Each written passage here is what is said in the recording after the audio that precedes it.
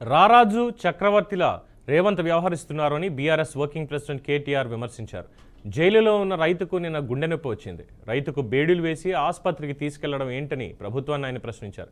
ఇంతకన్నా దుర్మార్గం ఏముంటుందని ఆయన అన్నారు. గుండె నొప్పిగా ఉందన్న రైతన్నను సంఖ్యలతో ఆసుపత్రికి తీసుకెళ్లడం దారుణమని విమర్శించారు. రైతులకు రేవంత్ సర్కార్ ఇచ్చే గౌరవం ఇదేనా అని ఆయన నిలదీశారు. ఈ అరాచక పాలన ఇంకెన్నాళ్ళని కేటీఆర్ మండిపడ్డారు. ఎవడన్నా గుండెపోటు వచ్చినోడు పారిపోతారండి? గుండెపోటు వచ్చిన వాళ్ళు వెంటనే జైలు నుంచి దుంకి పారిపోతారా? ఇంత అన్యాయమా?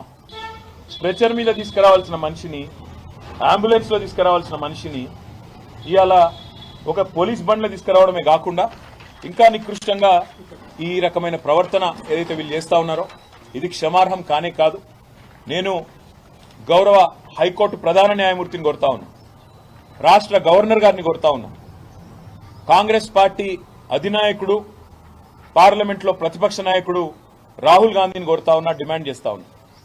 రాహుల్ గాంధీ గారు, మీకు కనీసంగా మానవత్వం అనేది ఉంటే, మీకు కనీసం గుండె ఉంటే, హృదయం అనేది ఉంటే వెంటనే ప్రభుత్వానికి ఆదేశం ఇవ్వండి. మీ ముఖ్యమంత్రిని మందలించండి. ఆయనేమో జైపూర్లో విందులు వినోదాల్లో అక్కడ హ్యాపీగా ఉన్నాడు. విందులు వినోదాలు చేసుకుంటూ జల్సాలు చేస్తున్నాడు మీ ముఖ్యమంత్రి. ఇక్కడేమో కేవలం తమ భూమి ప్రభుత్వం డిమాండ్ చేసిన విధంగా మేము ఇయ్యము అని చెప్పిన పాపానికి గిరిజన రైతులు జైళ్లలో ఉన్నారు, ఈ రకంగా చచ్చిపోయే పరిస్థితిలో ఉన్నారు. ఇది మంచిదా? రాహుల్ గాంధీ చెప్పాలని